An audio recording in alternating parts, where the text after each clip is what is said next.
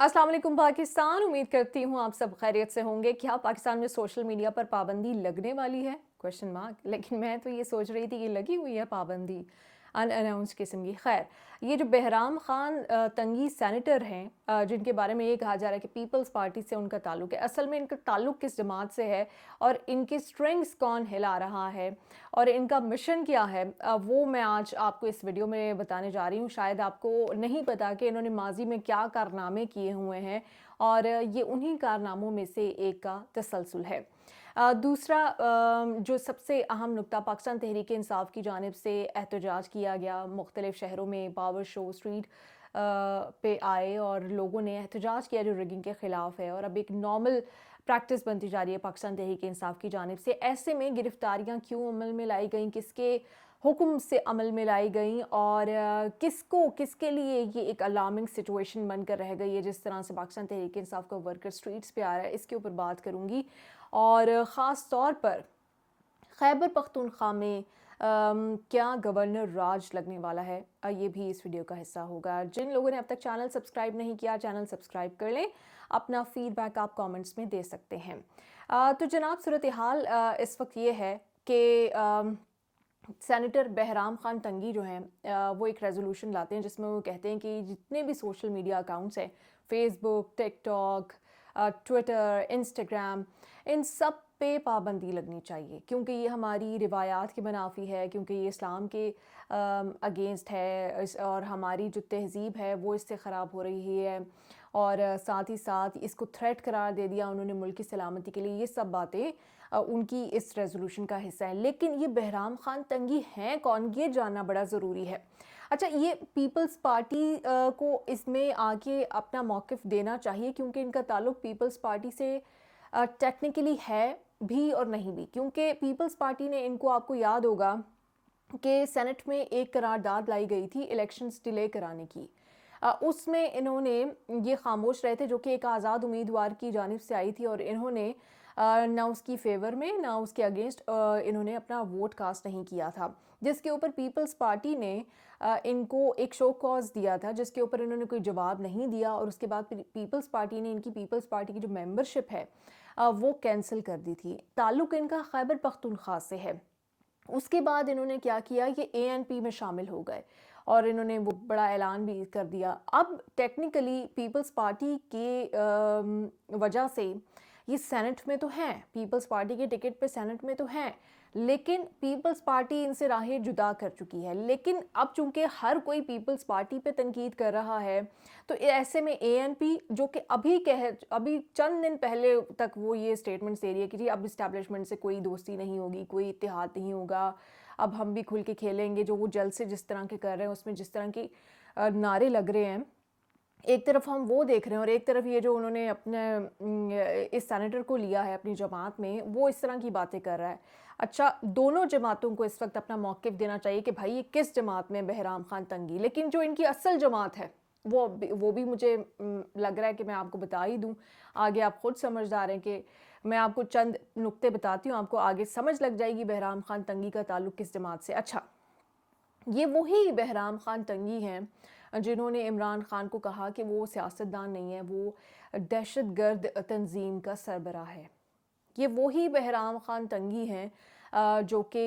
Anti army, anti establishment propaganda के ख़िलाफ़ सख्त सज़ाएँ दी जाएँ। जो लोग ऐसा कर रहे हैं, जो लोग ऐसी कैंपेन कर रहे हैं, जो लोग ऐसी वीडियोस बना रहे हैं,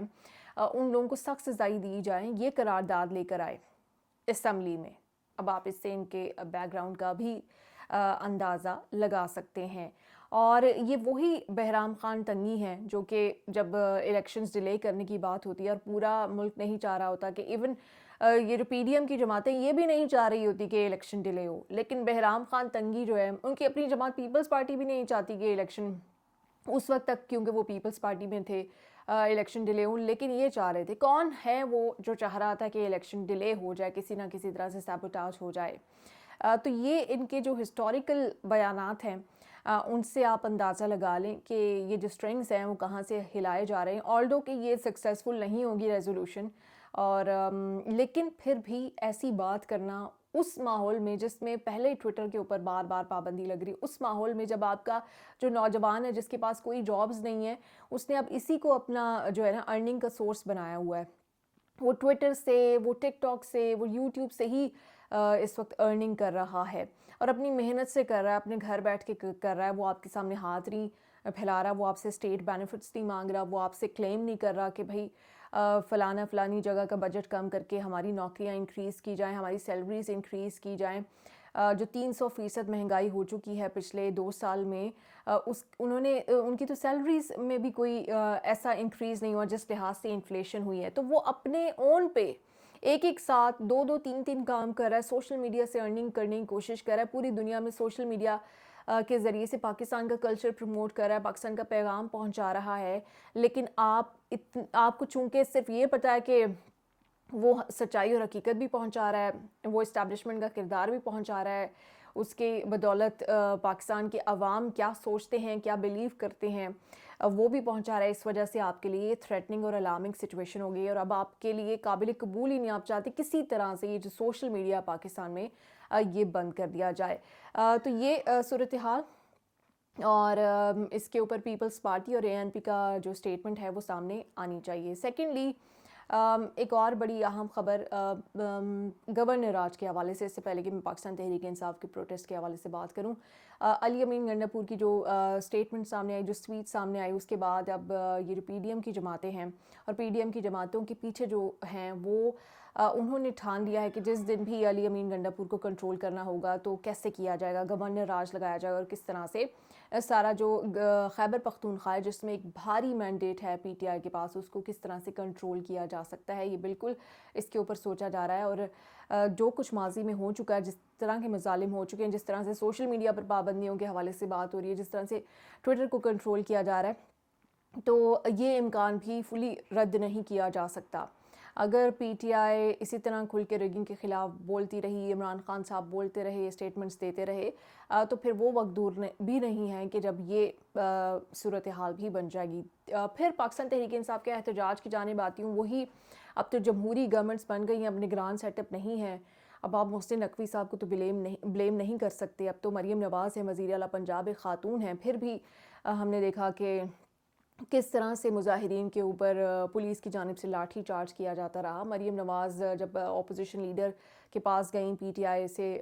کہ جو حمایت یافتہ تھے رانا آفتاب، ان سے کہا کہ میں آپ سب کی وزیر اعلیٰ ہوں اور آپ کے ساتھ مل کے کام کرنا چاہتی ہوں اور آئیں آپ کے ساتھ بیٹھتے ہیں، جو بھی آپ کے ریزرویشنز ہیں یہ جب ساری باتیں انہوں نے کیں تو میرے خیال سے رانا آفتاب صاحب کو سب سے پہلے تو یہ مدعا لے کے جانا چاہیے کہ ہمارے لوگ پرامن احتجاج کر رہے ہوتے ہیں، اکٹھے ہوتے ہیں، کوئی گاڑی نہیں ٹوٹ رہی، کوئی شیشہ نہیں ٹوٹ رہا،